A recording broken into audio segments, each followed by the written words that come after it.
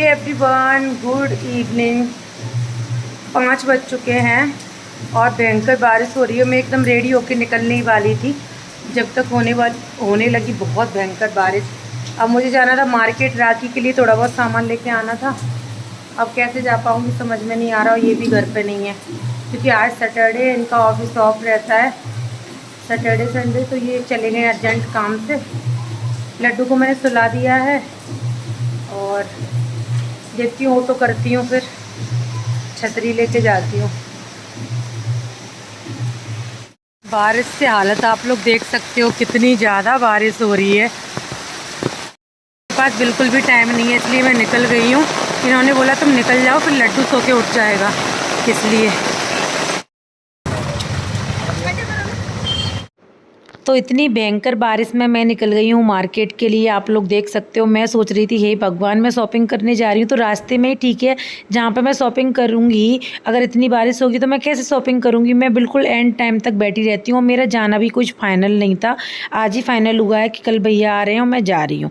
तो यहाँ पर आ गई हूँ मैं साड़ी वाली शॉप पर। मुझे यहाँ से लेनी थी साड़ी, कुछ फिक्स नहीं था, अगर पसंद आती हैं तो लूँगी वरना नहीं लूँगी, ऐसा था मेरा। लेकिन मुझे यहाँ से आ गई साड़ियाँ पसंद, तो मैंने साड़ियाँ ले ली। आगे आपको वीडियो में देखने के लिए मिलेगा कि मैंने कौन कौन सी साड़ियाँ ली हैं। ये साड़ी ना वीडियो में ज़्यादा अच्छी नहीं लग रही हैं, लेकिन रियल में बहुत अच्छी लग रही थी।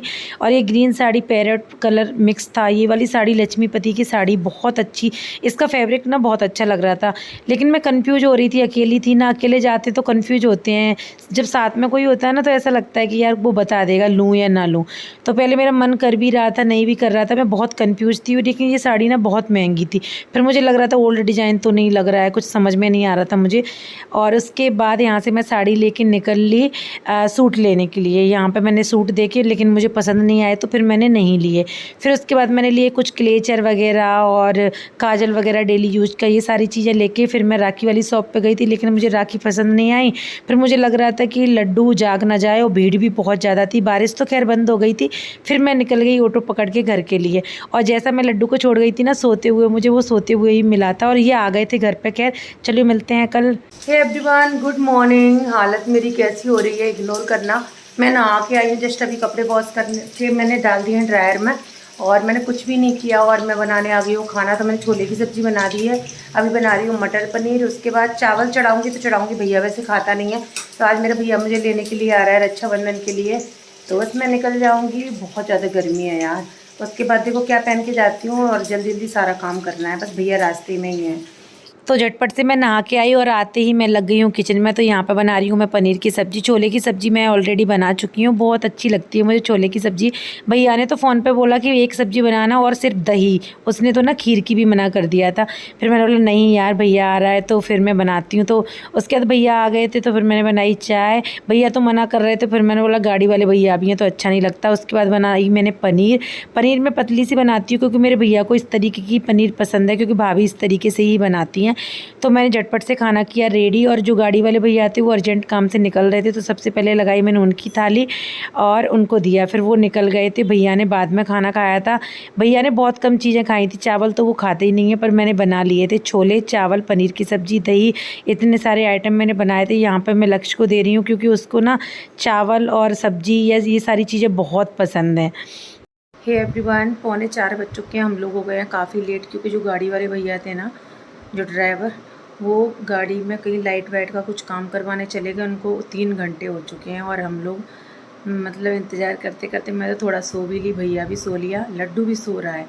और ये आए थे खाना खा के किसी काम से चले गए हैं। और अब हम लॉक लगा के हमको रास्ते में मिल जाएंगे तो हम इनको दे देंगे चाबी। और मैं और मेरे दोनों बच्चे जा रहे हैं। और खाना पीना सब कुछ हो गया एकदम, सब कुछ अच्छे से अरेंज करके जा रही हूँ, क्योंकि जब पति अकेले घर पर रहते हैं ना तो सारी चीज़ें अच्छे से रख के जानी पड़ती हैं। पहले मैंने साड़ी निकाली थी पहनने के लिए, फिर मैंने कैंसिल कर दिया क्योंकि जाके मुझे घर पे ही जाना है, फिर जाके मुझे चेंज करना पड़ेगा। और मायके जाते ही आपको पता है आलस आ जाता है। तो बस मैंने कुछ भी नहीं किया, बस सिर्फ काजल लिपस्टिक लगा के जा रही हूँ, नॉर्मल सिंपल सा। थोड़ी बहुत मैंने अपना कुछ पहन लिया है, जितनी भी चीज़ें मेरी यहाँ पर थी, और ये वाली झुमकी वगैरह और साड़ी वगैरह मैं रख के तो लेके जा रही हूँ, 1-2 ही, ज़्यादा कुछ नहीं लेके जा रही, क्योंकि मैं आ जाऊँगी वापस जल्दी। और देखो कब तक आती हूँ, कुछ भी ज़्यादा ताम झाम तो नहीं किया। चलते हैं बस मम्मी के यहाँ पे, आज आराम से चैन से बैठ के खाना खाएंगे, है ना। तो देखो कब तक निकलना हो पाएगा, 4:30 तक निकल पाएंगे। चलते हैं। और कल है रक्षाबंधन, तो आप सभी को रक्षाबंधन की बहुत बहुत शुभकामनाएं।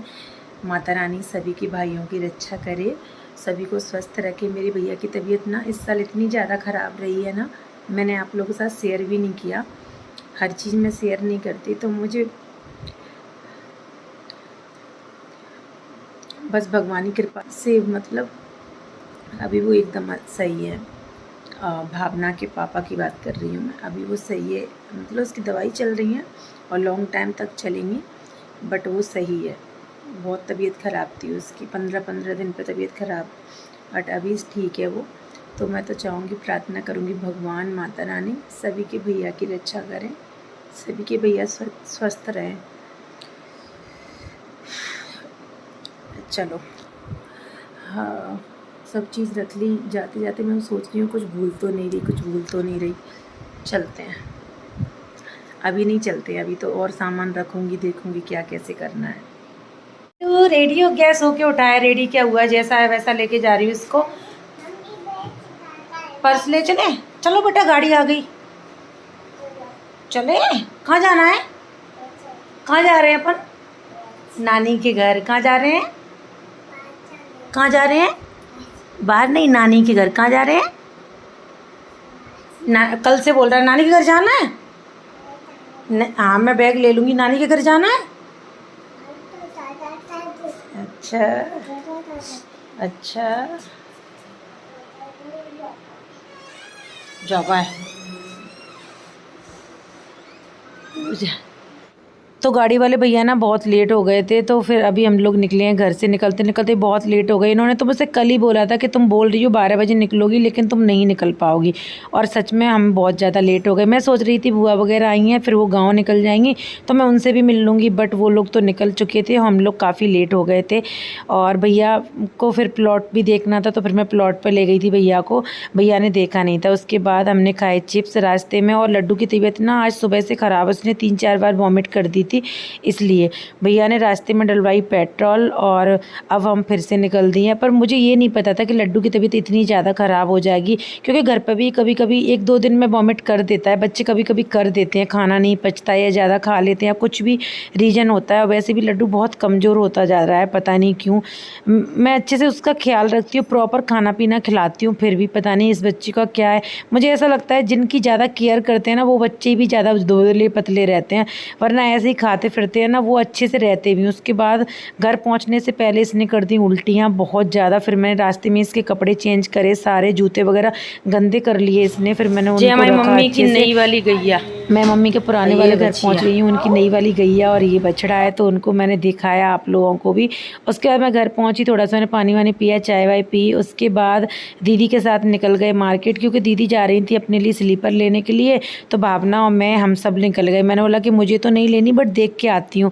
तो फिर मैंने सोचा कि लक्ष्य को भी दिलवा देती हूँ, क्योंकि अभी पिछले वाले शनिवार को मंदिर गया था ना, तो उसकी चप्पल चोरी हो गई थी, तो वो कह रहा था मम्मी डांटेंगी, बट मैंने बोला बेटा कोई बात नहीं है, हाथ का काम थोड़ी है, कोई बात नहीं, शनिवार है, चली गई तो अच्छी बात है। उसकी नई की नई चप्पल थी, वो चली गई। फिर उसके बाद यहाँ पे वो स्लीपर देख रहा था, मैं कह रही बेटा ये बड़े बूढ़ों वाली है, मेरे पापा पहनते थे, ऐसी चप्पल मत लो, लेकिन उसको वही पसंद आ रही थी। फिर मैंने उसको वो स्लीपर दिलवाई, और मैं अपने लिए भी देख रही थी। मतलब कितनी भी बड़ी सिटी में रह लो, मैं गुड़गांव भी रहती थी तब भी मैं मम्मी के यहाँ से शॉपिंग करती थी, और अभी भी आती हूँ तो मुझे लगता है कि यहाँ से ही शॉपिंग करो। तो पता नहीं क्यों होता है हम लड़कियों के साथ ऐसा अक्सर। आप लोग बताना, आप लोगों के साथ भी होता है क्या? उसके बाद अभी हमने यहाँ से ली राखियाँ दीदी वगैरह ने, फिर हम लोग निकल लिए घर के लिए सब लोग, और कुछ हमने ज़्यादा कुछ लिया नहीं। और यहाँ पे देख सकते हो, पहले पानी पूरी खाना था, फिर मेरा विचार चेंज हो गया, क्योंकि मेरा दिल नहीं कर रहा था बिल्कुल भी। और यहाँ से मैंने और भावना ने खाई आइसक्रीम, दीदी और लक्ष्य चले गए हैं घर पे। फिर मैंने लड्डू के लिए दवाई, क्योंकि उसको वॉमिट हो रही थी, मैं रख के लेके आई नहीं थी, क्योंकि मैं सीरियस नहीं ले रही थी, मुझे लग रहा था कि नॉर्मल है। फिर हम घर पे आए और लड्डू ज़्यादा कुछ खा नहीं रहा है, और यहाँ पर दीदी अपना नेकलेस दिखा रही थी, तो मैंने पहन के ट्राई किया कि कैसा लग रहा है। लड्डू को बहुत ज़्यादा फीवर आ रहा है, इसको लूज मोशन हो गए हैं, और कल से कुछ भी नहीं खाया इसने। क्या चम्मच? हाँ तो लड्डू को मैंने 2-4 चम्मच दलिया खिलाए और यहाँ पे वो थोड़ा सा खेलने लगा है। मुझे नहीं पता था कि इसकी तबीयत ख़राब हो जाएगी, वरना मैं नहीं आती। मेरा इतना मूड ऑफ हो गया है ना कि क्या बताऊँ। और मम्मी के घर में काम भी चल रहा है तो बहुत ज़्यादा फैल रहा है, तो मुझे लग रहा था मैं नहीं आती तो अच्छा था। समोसे इकट्ठे करके। मोमोज नहीं है, समोसे हैं। हाँ मोमोज नहीं है। दीदी लेके आई थी समोसे, तो सब लोगों ने खाए समोसे और मैं अभी तक नहाई नहीं हूँ। पता नहीं क्यों मायके में आके आलस आता है, ऊपर से लड्डू का भी टेंशन हो गया। उसके बाद मैं आई छत पे और यहाँ पे मम्मी ने बहुत सारे पेड़ पौधे फूल लगाए हुए हैं, तो कितने सुंदर लग रहे हैं ना ये फूल। उसके बाद यहाँ पे लड्डू को नहाना था क्योंकि लक्ष्य नहा रहा था, तो फिर बाहर ये भी नहाने लगा। फिर मैंने सोचा चलो इसको नहला के दवाई दे के मैं सुला देती हूँ। फिर मैंने इसको नहला के दवाई दे के सुला दिया, जिससे इसको थोड़ा सा आराम मिले। और मुझे लग रहा था कि अब इसकी तबीयत सही हो जाएगी, बट मुझे नहीं पता था कि इसकी तबीयत और ज़्यादा ख़राब हो जाएगी। और यहाँ पे मेरी हालत देख सकते हो, अभी तक नहाई धोई कुछ नहीं किया मैंने, इतना आलस फैल जाता है। उसके बाद फिर मैं नहाई धोई, फिर से मैंने नाइटी पहन ली। मैं मायके में जाती हूँ तो भी नाइटी पहन के रहती हूँ क्योंकि मुझे उसी में कंफर्टेबल फील होता है। क्या करें। लगाना चश्मा लगाना कैसे लगाते हैं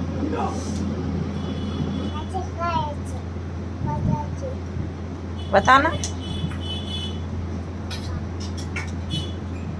लगा लो बेटा।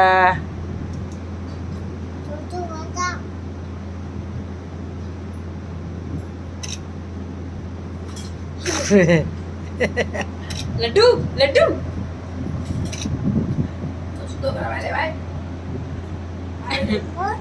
काय का रिमोट है जी।